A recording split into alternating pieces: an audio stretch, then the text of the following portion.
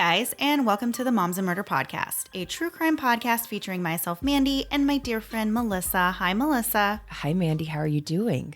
I'm doing so good. How are you? I'm really good, and absolutely nothing is wrong with me whatsoever. So why do you ask? Well, you don't sound like yourself. I got something from, I think I got it actually from my husband. He was sick whenever we got home this past week. Or I could have gotten it on the plane because I forgot to wipe the plane down when we left New Orleans, but not from the hotel because I wiped that thing down like crazy. So I don't know. I've got the crud. So we are back from CrimeCon, and you could have gotten sick at CrimeCon, honestly. There was so many people there that you could have come into contact with that might have been sick. So I'm very sorry that you're sick. I'm very thankful that I am not sick like that right now. What a terrible way to say I feel bad for you for being sick. You literally said better you than me. That is exactly what I heard. No, it's fine. So since you are not feeling well, we're going to just jump right into the story this week. We have a really interesting story from the 1980s, and it's kind of known as the Phantom of the Opera murder. And somehow I had never heard of this story until just this week, or just not this week, but just when we decided to cover it. So I think it's one that everybody will enjoy. So not to waste anybody else's time, we're going to get right into it. And real quick, thank you, MaryJane, for helping us with this one, because we were both basically on our deathbeds this week. Mandy was sick with a stomach thing. I had this, and we were both almost in tears trying to do this. So God bless you, MaryJane. Yes, absolutely. Thank you so much. So Helen Hagnes was born in 1950, and she grew up the youngest of three girls on a farm in the picturesque town of Aldergrove, British Columbia, Canada. It was so picturesque that it was used as the fictional town of White Pine Bay in the show Bates Motel. Unfortunately, both the ominous-looking house and the creepy motel have been torn down since the A&E series concluded. Aldergrove has been featured as the location of the Kent farm on the show Smallville. The Canadian version of The American Race featured two women from Aldergrove, Frankie and Amy Gassler, and it was the filming location for the Hallmark Channel's movie Coming Home for Christmas, starring the Wonder Years actress Danica McKellar. Danica McKellar is Winnie from Wonder Years. Winnie and Kevin Forever. That was one of my favorite shows growing up. My money is on you never having watched it, maybe never hearing of it. Have you heard of it? Yeah. I've heard of the Wonder Years. Okay. I almost just died. Yeah. Helen's parents were immigrants from Finland that operated a poultry farm, and they didn't have a lot of extra money, but what they did have and sometimes didn't have was used to further Helen's extraordinary gift as a musician. Helen's sister Belsie told the Associated Press that when Helen was 2, she'd hear songs on the radio and then played them on the parlor piano. Just one of those super, super talented people that can play things by ear, which you hear a lot about with musicians. And I guess it really is just a God-given talent, because there is absolutely no way I could ever listen to a piece of music and just sit down and play it on any instrument whatsoever. Our friend Dee, her son, who goes by the nickname Duck, he listened to our theme song several times, and then he was able to play it on his iPad. It's incredible. I think I posted it a few weeks ago on our Facebook page, but I'm so amazed by people's talent like that. I just don't have that, with that natural, you just have literally an ear for music. So Helen did not pursue the piano, even though she was really good at it, but her passion was actually with violin. A lot of work and sacrifice was made to ensure that Helen had the best training possible. She traveled 76 miles round trip every week for violin lessons in Vancouver with renowned teacher Douglas Stewart. During the long drive on the farm's poultry truck, she would be self-conscious that she would smell like the manure on the farm, so she would actually drench herself in perfume, before she went on these violin lessons.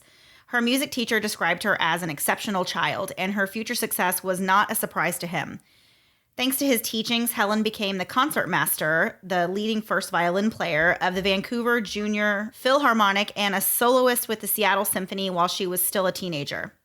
At age 19, she enrolled at the world-famous Juilliard School in Manhattan, where she earned both her bachelor's and master's degree. And since the rest of the story really takes place in New York City, that is where we have Googled this city. There are around 8.623 million people that live in New York City as of the 2017 census. And that actually means that 1 in every 38 people that live in the U.S. actually resides in New York City. That's so much. Of course, Yeah. I say this all the time, but hearing it as 1 in 38, like that really kind of drove that number home to me. So on 9/11, there was one homicide that actually occurred. 9/11, like the actual September 11th, 2001, one homicide occurred in New York, and to this day, it remains unsolved. Until the 1920s, everyone moved apartments on the same day. So from the colonial times until the 20s, May 1st was known as moving day in New York. And basically, if you were moving, that's the day you moved. So imagine what a logistical nightmare that would be for everyone in the freaking city to move on May 1st. Like, who thought that was a good idea to start off with? Like, Yeah. I don't understand it ever being a good idea, let alone like until the 20s. So by the 20s, that idea was dumped because it was clearly terrible. The first pizzeria in the US was opened in New York City in 1895. And since around the 1960s, the price of a single slice of pizza is actually very close to the price of a subway ride in New York. This generated the idea of the pizza principle in the world of economics. So basically, as the price in pizza goes up in New York, so does the price of subways, vice versa. It's always very, very comparable. The term the Big Apple originally referred to horse racing. The city got its nickname from a horse racing column that ran in the 1920s in New York City. The Big Apple was a phrase used to describe a big money prize at important horse races that were held around the city. I don't know what I thought the Big Apple came from. Didn't think it came from horse riding. Yeah, no, I definitely had no idea. I've always heard that, and I kind of have wondered, but then not enough to go look it up. So thank you. I appreciate that. Not enough to literally Google. I know. Some things like that, I'm like, well, it would have been so easy for you to have figured this out on your own several decades ago. Lastly, Albert Einstein's eyeballs are actually stored in a safety deposit box in the city. After he died, his eyeballs were given to his ophthalmologist, Dr. Henry Adams. No one knows exactly why they are there or why he kept them, but to this day, they reside in the safety deposit box. In closing, here are some quotes either made by Einstein or regarding Einstein with this newly found information about his freaky deaky eyeballs. The first one is a quote from Einstein. It's, "A person who never made a mistake never tried anything new. But a person who puts someone's eyes in a safety deposit box has made more than a few mistakes." It's these are really, really terrible. I feel like I say that all the time, but sometimes I'm like, well, maybe I'll pass. This is terrible. The next one is, it's like, way to go, Einstein. This is a creepy doctor. And lastly, I'm really pulling these. And lastly, it's not E equals MC squared. It's more like E equals MC. Ooh. Okay, that's it. Please stop. So during Helen's summers, she worked as a camp counselor outside of Montreal. It was here that she met her future husband, who was a sculptor named Yanis Minkis. Following her graduation at Juilliard, Helen studied violin further with violin masters in Italy at the prestigious Institute of Advanced Musical Training in Switzerland. She moved back to New York when she was accepted as a student of violinist Nathan Milstein. And just so you guys can understand a little bit about what a huge deal this was and how amazing of a musician she had to have been, Nathan Milstein was one of the most renowned violinists in the 20th century. And up until his death, he was described as the complete violinist. And there's a quote that says, "You heard 3 notes of the man and you knew who was playing. It was pure, uncluttered, honest, playing free of any technical problems. He set a standard that nobody today can touch. He had such incredible flow and such incredible fluency." So for you non-musicians, you could equate this to studying forensic science from one of the most famous forensic scientists, Dr. Henry Lee. Helen and Yanis married a year after she moved back to New York in 1976. She worked as a freelance violinist, meaning that she wasn't regularly employed by a specific symphony orchestra, but rather hired for a specific show or concert run. This gave her a little more freedom of her schedule and allowed her to travel and perform internationally to accompany singers and participate in various recording sessions. She was one of the most sought-after freelance violinists at the time.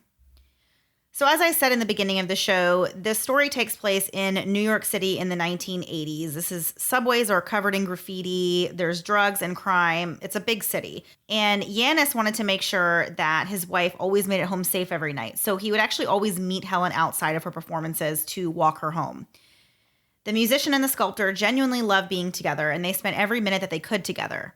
On July 23rd, 1980, Helen earned a violin seat with the Metropolitan Opera Orchestra pit for the gala performances showcasing various ballets performed by the visiting Berlin Ballet. During that evening's performance, Helen used her break during the intermission at the end of Act 1 to try and speak to the show's choreographer and guest star dancer, Valery Penov. She wanted to speak to him about a possible artistic collaboration between he and her husband, who of course we said was a sculptor, and he wanted to make a sculpture of Panov. As Helen was going to look for this man, she was kind of searching around this. This is a big opera house. So if you don't know your way around, I was reading and learning more about this case that if you don't really know where you're going, then you don't know where you're going. You're not going to find your way. So she was kind of wandering around asking people, how can I find where, Valery Panov's dressing room is? She was trying to go and locate him so she could talk to him about this sculpture that her husband wanted to do. So she got on an elevator and she asked an American ballet dancer who was with the Berlin Ballet named Laura Cutler if she knew where she could find Mr. Panov's dressing room. So there was also a stagehand that was on the elevator, and he piped up and said that she could find this man on level 3. So this ballerina, Laura Cutler, exited the elevator on level C, and she left Helen and this stagehand on the elevator when she got out. It's kind of important to understand how the elevator floors are numbered at the Metropolitan Opera House, and the stage and orchestra pit are on ground level, same as if you were to enter the building from the street. So the subterranean levels descend in the order A, B, and C, and the floors going up ascend from 1 to 6, and 6 would be the roof. And that will be something that comes up later in the story, so I just wanted to kind of put it out there so you would have a little bit of a visual of the layout of this opera house.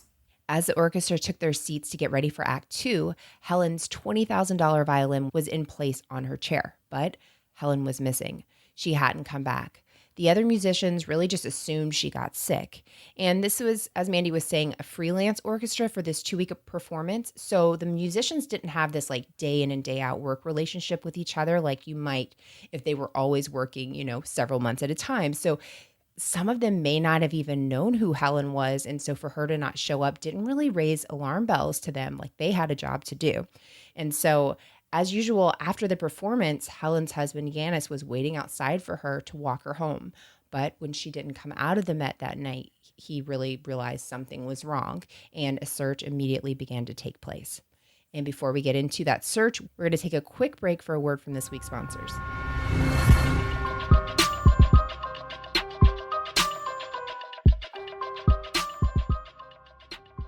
Life comes at you fast, but when you're looking for counseling, minutes can feel like hours and hours can feel like days. You want help quickly, but how will you fit it into your schedule? Our problems rarely arise during normal work hours, so why is counseling mainly available during normal business hours? BetterHelp Online Counseling is there for you. Is there something that interferes with your happiness, or maybe something that's preventing you from achieving your goals? BetterHelp has you covered, and at times that are convenient for you. BetterHelp offers licensed professional counselors who are specialized in issues such as depression, anxiety, relationships, trauma, grief, and more. You can connect with your professional counselor in a safe and private online environment. You can schedule secure video or phone sessions, plus chat and text with your therapist without ever having to leave the house.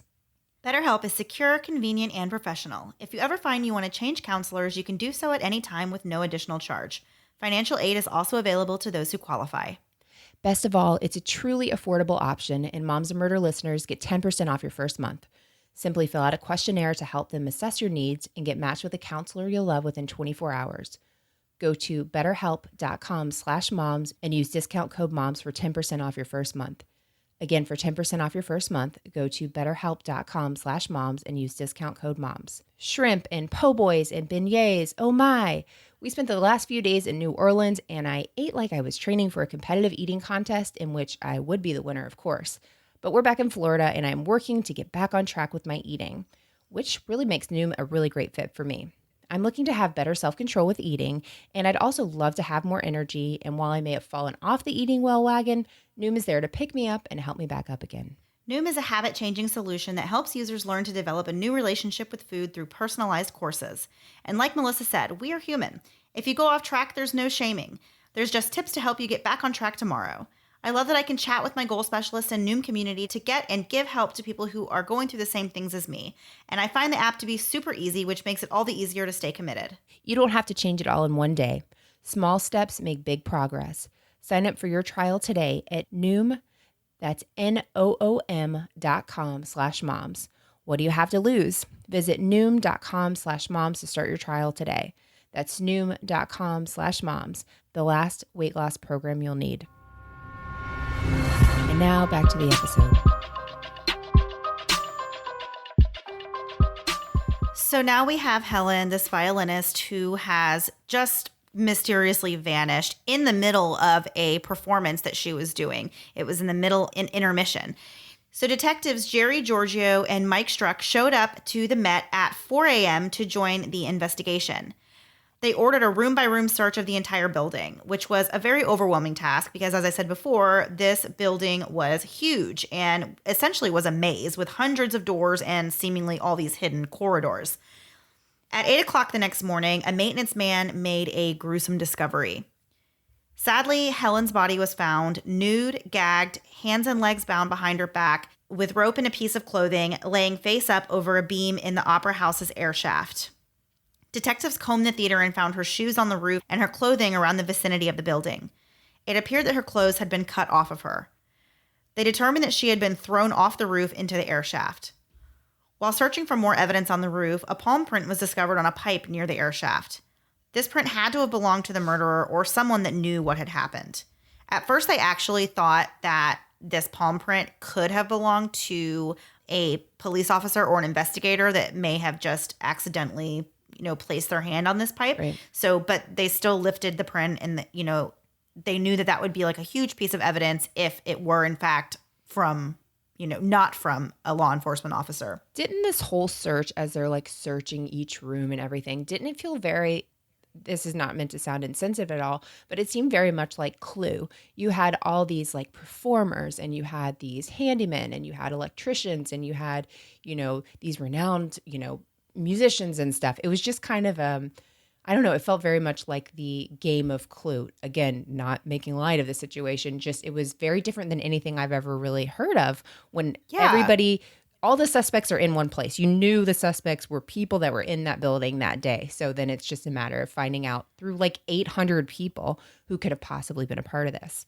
Right. And you think about, like we said, the size of this opera house and how many people were packed into it on this particular night because there was these ballets were going on. And it was this, big, huge performance.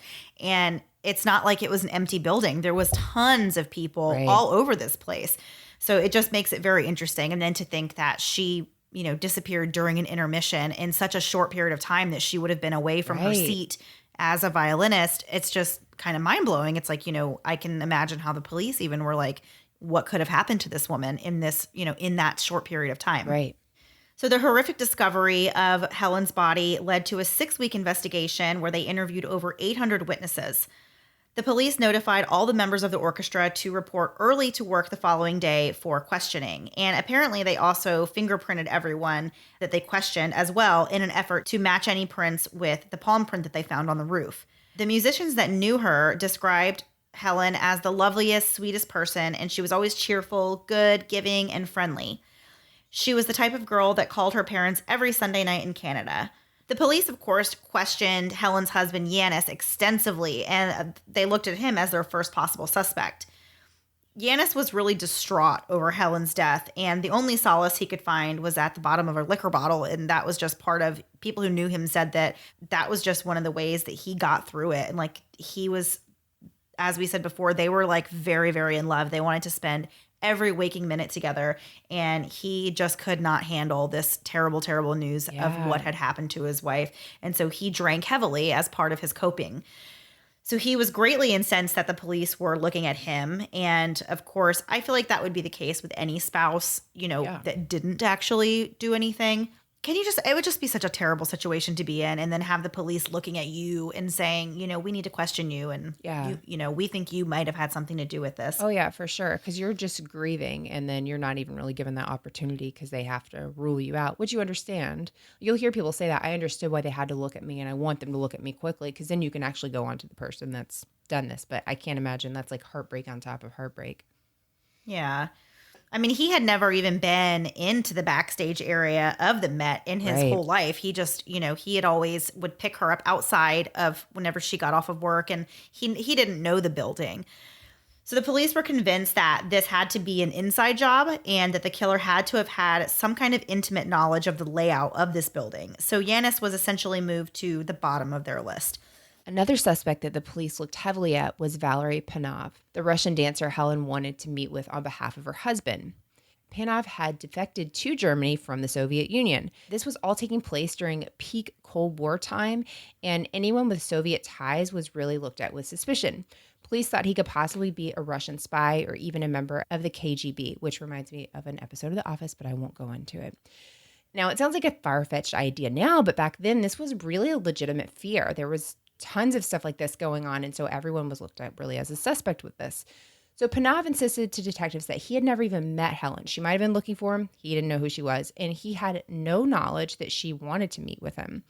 After reviewing the coroner's report, it was determined that at the time of Helen's death, Panov was actually watching his wife Galina performing on stage, so therefore he's kind of ruled out as a suspect.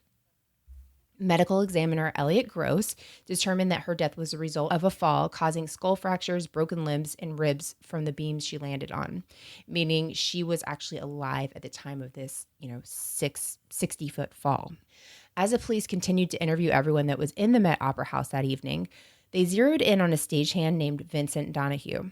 He had shown up to work the day after the murder with scratches on him. He also had a freshly shaved head, which was a dramatic change in his disappearance from what he had just the day before. He had like this curly mop of a hairdo, really.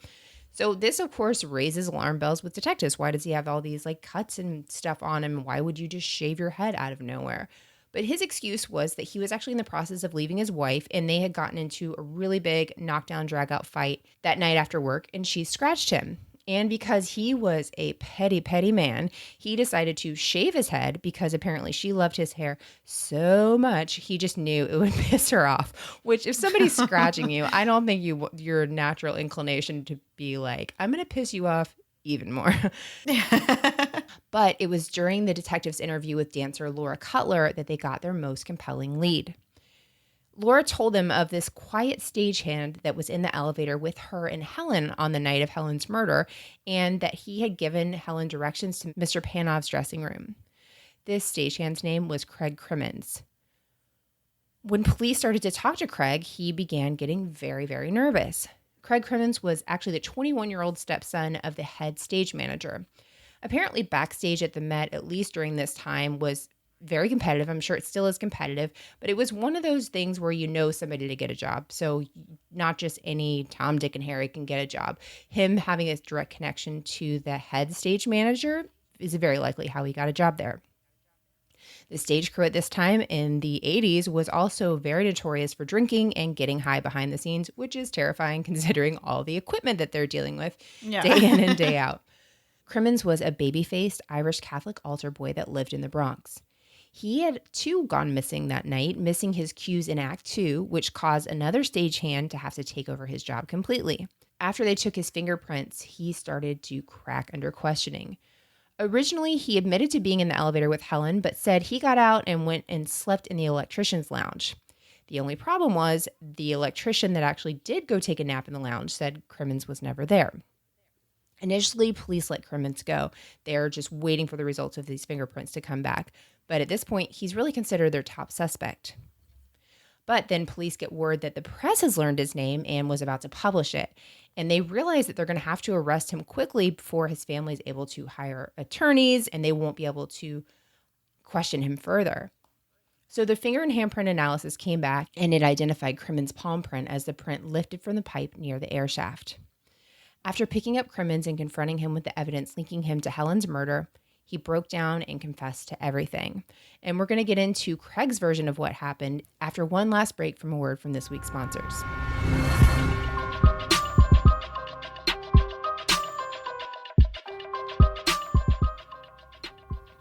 You guys know my ultimate dream is to live on a compound sort of thing where I can watch all the reality TV I want and never, ever leave my house, unless it's for a fountain Diet Coke, of course. Stamps.com is bringing me one step closer to my dream.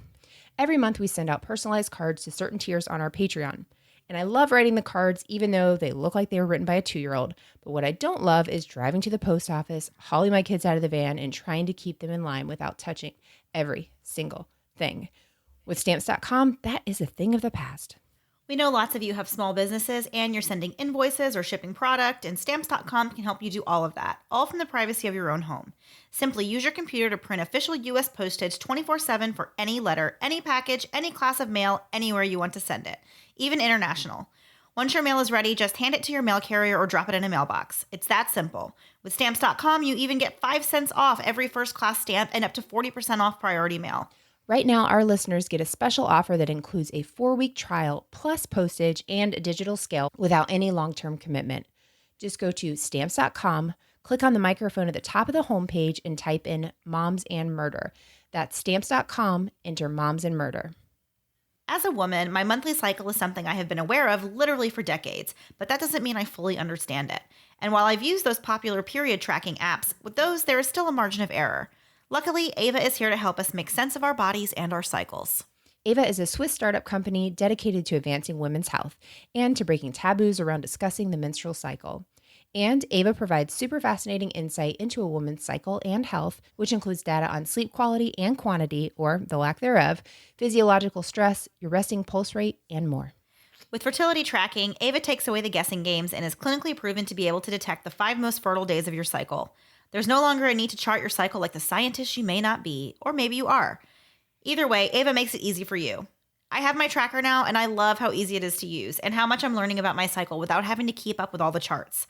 I also love that 20% of the price of Ava goes directly to the company's medical research and development in women's health.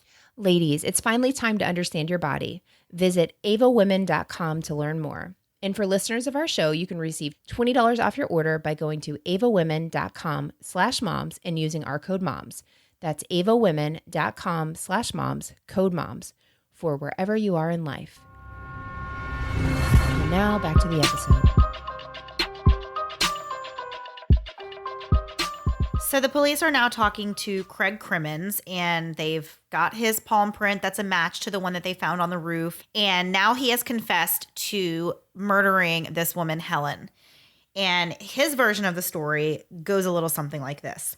He says that after Laura Cutler, the ballerina, left the elevator and left him and Helen on it together, he said he was extremely drunk and he started making these advances at her and said something rude to her, and she was not going to stand for it, and she slapped him across the face, which of course really, really angered him and enraged him. As the elevator opened, he actually pulled a hammer on her and he attempted to rape her, but he was not successful with that. But he then ordered her to walk up 6 flights of stairs to the roof, where he made her take off her shoes and he cut off her clothes and tied her up. He told her that he was just going to leave her there and that he would tell somebody where she was, but she kept getting up and getting free and trying to escape.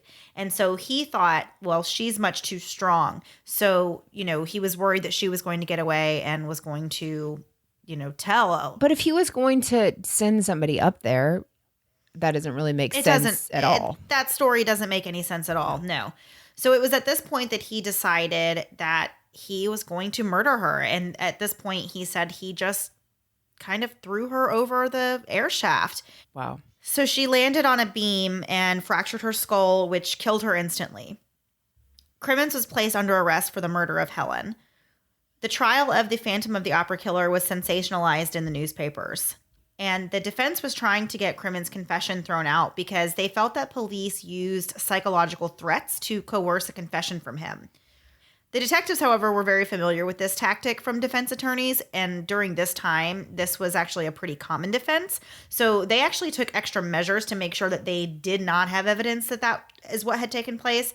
And his confession was videotaped, and on this tape, you can see that the detectives are very clearly making sure that he understands his Miranda rights and that they give him plenty of opportunities to say, if you don't understand a question or if you don't understand what we're doing here, feel free to stop us and we can go back and explain it to you over again. So they gave him his rights very, very clearly and very slowly and carefully. And of course, this is all on tape. So they want to have this evidence for court because they know that this is going to come up again. Of all interrogations I've ever seen, this is one that I would say they gave. This is the nicest. Yeah, they gave ever. every chance for him to kind of get out of it. So I understand how the police are kind of saying no, you cannot get this on us because it's taped, and we gave him every option. And they really did. It was kind of unreal. I actually thought I was watching a reenactment because it was so like, are you sure? you hear what we're saying kind of thing. Yeah. So, of course, all of his friends and family testified on his behalf, and they insisted that he was just the nicest guy and that he would never do this. Of course, you hear this all the time in court, family members and friends. That's what everyone says. He would never do this, and he was the nicest guy. Well, it was no different in this case. But the defense brought in psychologists to testify to the defendant's disabilities. The doctors testified that his disabilities manifested themselves in a poor memory and short attention span with frequent confusion and an inability to understand words or think deeply, as well as attempts to extract himself from difficult situations by readily agreeing with what is told to him. The defense attorneys described Crimmins as highly suggestible. They went on to say that Mr. Crimmins would pretend to understand conversations that he did not really understand. The jury didn't buy the defense argument and found Craig Crimmins guilty and sentenced him to 20 years to life. In jail, he at one time shared a cell with John Lennon's killer, Mark David Chapman, and he said he didn't like him much because he was really quiet and just sat there and read Catcher in the Rye. First of all, that is one of my all-time favorite books. I know I read it in like 9th grade or whatever, but I love that book. What? No. I don't think I've ever known anyone that said that besides Mark David Chapman, the killer of John Lennon. Well, maybe you have something to worry about with me. Okay. I love that book. It's so great. I actually have always wanted to, but I was afraid somehow it would make me into a killer. And so I've just been like, I'm not going to do it. I have enough going on. I can't do this. It is interesting to me that the defense attorneys, obviously like this had to be their defense. They had to have some sort of a defense for this guy, but there's handprints. There's a witness that puts him on the elevator with Helen. He said that he's on the elevator with Helen. He wasn't in the spot he said he was. He wasn't asleep in that electrician's area, and he wasn't even in a spot where he was supposed to be working at the freaking Met. Like, you're going to work at the Met. You're not going to just take a day off. So there's so much circumstantial evidence and then even physical evidence to put them there. I get that they have to have a defense, but it was kind of like, we're really pulling at straws now to have to say like, maybe he just didn't understand the whole thing and you coerced this confession out of him. I don't know. I understand that's like basically the only card they had to play, but I'm glad the jury saw through that. Yeah. So that was the story for this week. A little something different. I know we don't cover typically cases that have happened that far back. I think we've only done a couple of cases from the 80s. Sometimes it can be harder to find information on those, but this was a really interesting story. It's one that you just don't, there was some, just interesting aspects to this story with how busy of a building it was that this happened in. It just kind of goes to show that these things really can happen anywhere. Yeah. I just feel like that was my takeaway from it, was that it's kind of just scary to think about, that there was really so many people under the same roof that this happened in, and it went unnoticed. So, and kind of fascinating. To start off with like 800 suspects.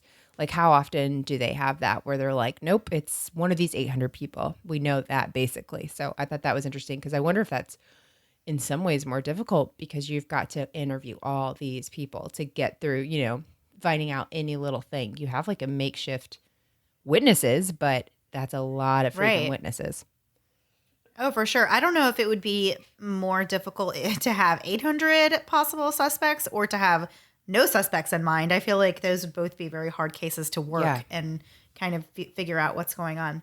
So that was our story for this week. We are not going to keep you much longer because poor Melissa needs to go to bed or something. but we are going to do a couple of last thing before we go questions, and I'm excited about these. I pulled these off the internet myself. Yeah, and I can tell. Stuck out to me.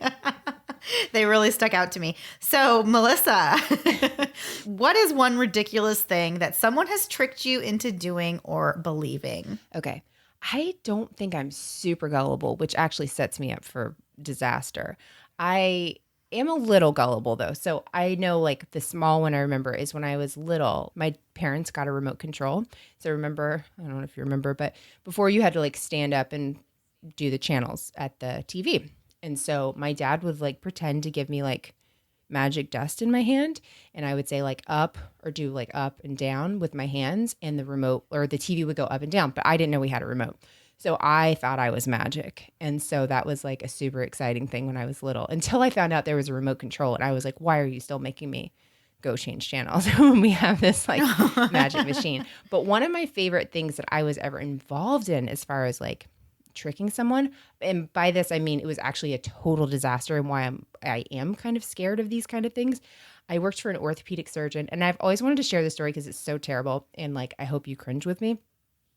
But I worked for an orthopedic surgeon, and his wife was our office manager. And one day his wife went over to the hospital, which was right next door. And he said, okay, there's like 7 of us. He's like, we're going to hide in the x-ray area. And when she comes in, she won't see us. And then she'll be surprised. And so we all go into the x-ray room, which of course is pitch black. And we hear her come up the stairs, and we hear her come inside and start walking around. And she's starting to say names. Melissa, are you here? And then he was looking at us and doing the shh face and like laughing. And you're like, okay, I guess we're still doing this. And she's just, you can actually hear the panic in her voice as she keeps going around. She's like, Melissa, everybody's voice. And like, I guess thought we had all been kidnapped and murdered. And so I'm like, and he just thinks this is going so well. But keep in mind, they're both our bosses. So who do you try and help? So I was like, I was at the wall, so I would like randomly kick the wall, hoping she would hear and be like, oh, they're in there. But of course, she was crying at this point and doesn't hear it. And he's still blocking the door. And we're all just like petrified. And so then literally she is crying. And she's like, I don't know if she's looking for a phone or what. And he opens the door and he's like, surprise. And she stomps out of there so fast. And he looks at us like he just can't believe this whole thing went wrong. It was so terrible. And no one in the office, he never talked to us about it. She never talked to us about it. It was like it never happened. It was so horrific. No. Yeah, it was just like watching something go too far. And just, I'm terrified of that. So, Mandy, what ridiculous thing has someone tricked you into doing or believing? So I was tricked very recently. It was just a terrible It wasn't trick. Terrible. It was in love. I've been through this terrible story. That's why I told you my terrible story. I would never do that to somebody. Okay. So when we were at CrimeCon, we brought these photo props with us. We had cutouts. And if you follow us on social media, you have probably seen this whole saga of what happened to our cutouts. So we had a Diet Coke cutout, we had one that had a logo on it, and then we had a chicken cutout. So these were our cutouts that we were going to use to take photos with people or just carry around because we are Mandy and Melissa and we do weird things like this. So the first 2 cutouts, the Diet Coke and the logo, they got taken from us. We don't know what happened to them. They went missing on day 1 of Day 1, minute 1. Minute 1. They just, as soon as I put them on the table, they were gone. So all we had left was my chicken cutout. And it was very special to me. I carried that chicken around the entire weekend. I loved that chicken. Weird. It ended up, it did not get weird. So I decided at some point that because I was carrying around this chicken, I was going to take this chicken and we're from now on going to call it Clucky. And Clucky's going to go around and get photos with all the podcasters that I can convince to hold this thing. So I did. I got lots of pictures with different podcasters with Clucky. Lots of people got to hold Clucky and meet Clucky, and I was very happy about that. And then Clucky went missing, and I was very upset about this because I didn't get to take Clucky to everyone I wanted Clucky to see, and I was also upset because it was my Clucky. So I'm assuming at this point that I have dropped Clucky on the ground somewhere and he's gone and I don't know where he is, and kind of like panicking a little bit. And then Melissa's like, hey, Mandy, somebody has found your chicken. She shows me this Twitter account and somebody has my chicken and they're holding it for ransom. There's like a fake Twitter, ma'am's missing chicken, and it's a picture of my Clucky in some strange man's hands, and they're like demanding ransom, and it's terrible. So basically now I feel like I'm being trolled, and I don't know who has my cutout chicken, but I know someone has it that knows who we are, and I'm just hoping that they will return it to me so I can continue on adventures with my Clucky. And long story short, I go a long time. I never find Clucky. And then Melissa. Hold on. There are 2 sides to this story, Mandy. There are 2 very different sides to this story. Yes, Mandy brought it around. She got to meet a lot of people with it, all that. My Diet Coke's been gone, mind you, since the first minute we get there. It's gone. Nobody gave a 2 craps about that thing. It's gone, and I really needed it. No, but someone propositioned me with a chicken. Hold on. Someone came up to me and was like, hey, I want to steal Mandy's chicken. And I said, I don't think that's a good idea. But then, and I did the video of this, me telling Mandy, she ate corn nuts 1 inch from my face in a room. If you've ever listened to somebody eat corn nuts, it will make you stab your ears out. But here's what I learned about Mandy. When she says she doesn't watch TV, she doesn't watch TV. So that room would be totally silent besides corn nuts because there's no TV in the background to like make up for the noise of the corn nuts. So after You could have turned on the TV. You could have turned the TV on instead of stealing my chicken. No. I had been pushed too far by that point. I don't even actually know if that's the series of events, but in my mind, that's how I'm playing it out. So I said, I got to go to the bathroom, Mandy. And she was getting ready. So I was like, I'll just go downstairs. And I took the cutout, put it in my jacket, went downstairs, met somebody at the restaurant bar area, exchanged it and said, hey, listen, if she gets upset, you have to give it back to me. I promise I will. Okay, but if she, like, there's people she wants to get it with, so I want to make sure she does it. I was really trying to, like, have fun with you, but also make sure, like, Clucky made it everywhere you wanted to. Person assures me, sure. I'm like, all right. Well, now it's out of my hands. Now I'm screwed. And so what happened later that night, because this was my favorite thing that's ever happened in my entire life. We go downstairs, and Mandy's talking about this freaking chicken still. And this guy from out of nowhere, like a Law and Order show, turns to us and he's like, I know where your chicken is. And I'm like, what? Who is this guy? And not a part of CrimeCon, nothing. He's like, I watched the entire exchange go down. So every time Mandy would turn her head in disbelief, this guy would like look at me and wink. I was like, he's going to rat me out. Yeah, he sees the whole thing. He's like giving Mandy clues, but the clues weren't even that great. And it was like a whole thing. But the whole time he knows the entire thing. It was the funniest thing. I don't know if it's translating how funny it was, but it was hilarious to watch Mandy question this guy. And every time she turned around, he looked at me and just like acted like he was going to rat me out at any second. Yeah, so Melissa took the chicken from me and gave it to another podcaster, and I still don't have my chicken in my hands, and I've been told that I'm going to get my chicken back, but I am losing hope every single day that I'm ever going to see Clucky again, and I'm very sad about it. And then, yeah. I tried to get Clucky back at the airport. So I didn't know that Melissa is the one who was behind the whole thing until like 2 days later. It was very obvious. It was very obvious. Even if you asked me, you would ask me in front of people and I would be like, no. And then the person would look at me and be like, you did, right? And I'm like, I don't know. But you wouldn't look at me at that point. I was like, I'm trying not to lie about this. I'm just kind of like, did you take it? No. But I don't think you just, oh, gosh. I think you just trusted me too much in that. I did. Well, never again. So that is the ridiculous thing that I have been tricked into believing recently, that Melissa was honest. No, that is not fair.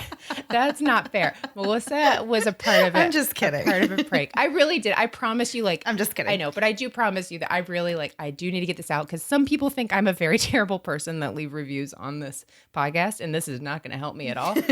I really was like, you have to promise me if she gets upset. Like, if you were all upset, I would have taken it. And this person even asked you, I don't know if you even remember who this person was, but they were like, but you're fine with it. And you were like, yeah, it's fine. Like, it's fun. Like, it was actually really fun, like, the last day looking for it. It was really fun. So, but I was like, if it turns, I remember kicking a wall in an x-ray room. Like, you have to call this. Like, I can't do this again. That's so funny. No, it was so fun. And if you haven't like seen all of our shenanigans on social media, you'll have to go back and look at the stuff that we posted at CrimeCon because it was really so funny. And yeah, it was a whole fun thing. So if you were following that, I hope you enjoyed it because I absolutely thought it was the greatest thing ever. Last thing, hopefully this one won't take as long. What is one thing you would change about your physical appearance, such as having different hair color, et cetera, et cetera, et cetera? Is this like implants, that kind of stuff? Like it can be anything? I mean, like if you could be born maybe with a different feature. Okay, this is not like a vanity thing at all. Like I'm fine with how I am. I feel like that's the way I was created. It's totally good. I've spent 35 years accepting it. It is what it is. I did try to dye my hair pink. Mandy knows this. A few weeks ago, but it was like the 2-week stuff my hairdresser put in. And the first day I wore a hat. And so I was like, maybe I'm not made for pink hair because I'm clearly trying to hide it the entire time. So by the time I got to CrimeCon, it had washed out because I had put so much hot water in there. So I think I'm just kind of boring. I like being tall. I'm not like vain at all. I'm just like accepted. And this is how I look. And that's just kind of where I'm not asking you what you love about yourself. No, I'm but asking that's you what I'm saying. Like, change. that's just like, I don't know. Like, I feel like if you change one thing, you change everything. And I don't know. I'd like a thinner nose. I have like a little pig nose. That's about it. Oh, and I'd like an eye lift this much. Because one of my eyes, you can't see my eye like at all, my lid. But I mean, really, I don't care. Those are all silly things. Go ahead, Mandy. Yeah. I mean, I agree. I'm mostly happy with myself as a person, but I probably, if I had to pick one thing I would change my skin. I've always been, especially living in Florida, I've always wished I could just have that like sun-kissed glow, but I can't because I'm just as white as a sheet, and like it doesn't matter how much time I spend in the sun. I still just look like a very, very pale person who's been in the sun. I have always like disliked that, for some reason. I wish I could just get like a nice deep brown tan. Please tell this to my son, the ginger, and let him know. Yeah. Let him know how you feel about that. Yeah. No, I get it. But if you would have asked me this at like 18, I would have had like a whole list. But somehow along the lines, you're just kind of like, I've been doing this for so long. This is just what it is. It's not going to get any better. All right. So that was just very interesting. Was it? Yeah. I feel like I would have clicked off a while ago. Yeah. Well, final words. Clucky, if you're out there, please come home to me. That's all I want right now in life. So again, I have an Etsy link. I can order you a new Clucky. You would never even know. I will know. I will know the site of my Clucky when I see it. Oh, Lord. And buy Diet Coke. I guess you didn't matter to anyone. Who cares about you? And the logo, I don't know. If you have those, if you listen to our show and you took the Diet Coke and the logo, there is no hard feelings. We are just having fun here. I think you took it on accident. I think you thought it was merchandise and we just put it down and you took it. I totally don't think anyone was being malicious. But for goodness sakes, no. If you have it, please just help us in the mystery. Yeah, seriously. All right, guys, we will see you next week for a new episode. Bye. Thanks so much for listening to the Moms and Murder podcast. Make sure to check back with us next week for a new episode. You can also find us at momsandmurder.com, where you can connect with us via social media. Please make sure you subscribe and give us 5 stars, because giving us 4 stars would be a crime. Thanks so much.